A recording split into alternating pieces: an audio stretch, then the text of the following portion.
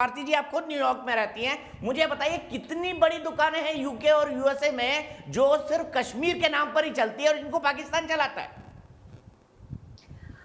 दीपक जी, मैं न्यूयॉर्क में नहीं रहती हूँ। मैं न्यूयॉर्क में रहती थी कभी 10 साल पहले मैं न्यूयॉर्क थी।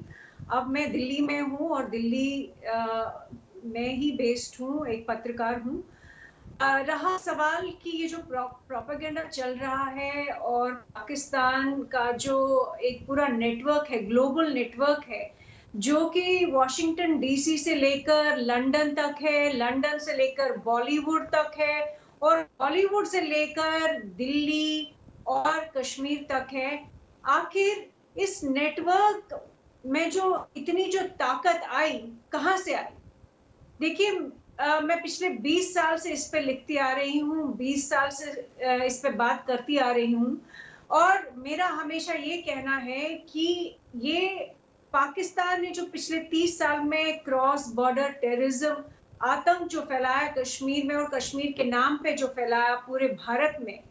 और इसके पीछे जो इस्लामिक जिहाद का जो ये नेटवर्क है, उसके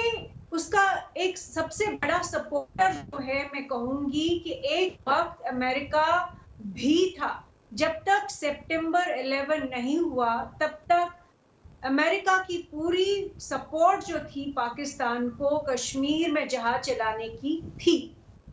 पर सवाल ये होता है कि भारत के कई सारे लोग जो इसके साथ जुड़े, वो क्यों जुड़े? वो इसलिए जुड़े क्योंकि ये कॉन्फ्लिक्ट इंडस्ट्री है, इसमें लोगों ने बहुत पैसा बनाया, बहुत करियर्स बनाए, बहुत बिजनेसेस बनाए और बहुत एम्पायर्स खड़ी कर दी। उसमें हमारे स्टेट, इंडियन स्टेट की ब्यूरोक्रेसी कहीं ना कहीं शामिल है, उसमें पुलिस भी कहीं ना कहीं शामिल है जम्मू कश्मीर की, और कई सारे एनजीओ जो एनजीओ कल्चर पिछले 30 साल पनपा और जिनकी वजह से फंडिंग आई,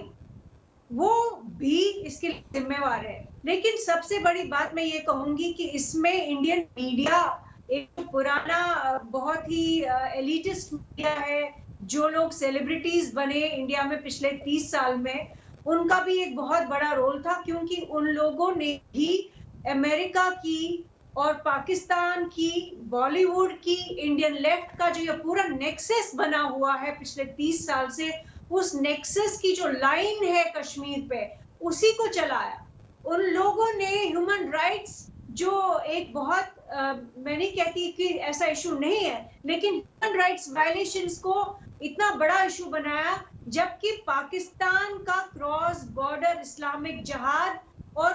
क्रॉस बॉर्डर टेररिज्म जो है, उसकी वजह से जो कश्मीर में नुकसान हुआ, लोग मारे गए, कश्मीरी हिंदुओं का नरसंहार हुआ, जेनोसाइड हुआ, एथनिक क्लेंजिंग हुई, कश्मीरी मुसलमान मारे गए हजारों की तादाद में, उसको सबको एक तरफ रख के इन लोगों ने ह्यूमन राइट्स का एक धंधा चलाया। उस धंधे से इन लोगों ने पैसा कमाया और उसका प्रमाण क्या है? आप श्रीनगर की सड़कों पे जाके देखिए आज कि वो वॉर जोन नहीं लगता, कॉन्फ्लिक्ट जोन नहीं लगता है, बंगले हैं सबके पास,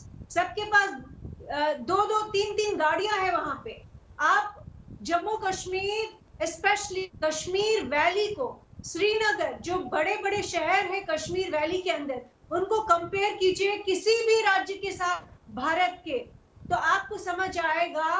कि ये जो वॉर की जो इकोनॉमी है, कॉन्फ्लिक्ट की जो इकोनॉमी है, उसने कितनी ज्यादा वेल्थ और इलिसिट वेल्थ, जो गैर कानूनी, जो बहुत ही मैं कहूंगी कि कश्मीरियों के खून पे जिन लोगों ने इस पे दलाली की, धंधा किया, ये उनकी वजह से ये कॉन्फ्लिक्ट इंडस्ट्री अभी तक चलती आ रही है। आरती, मैं बताऊंगा आपको, हाल ही के दिनों में मुझे कश्मीर तो में एयरफोर्स के एक चॉपर से ऊपर देखने का मौका मिला। शायद ही दूर दूर तक कोई गांव ऐसा था जिसमें डबल स्टोरी घर नहीं थे।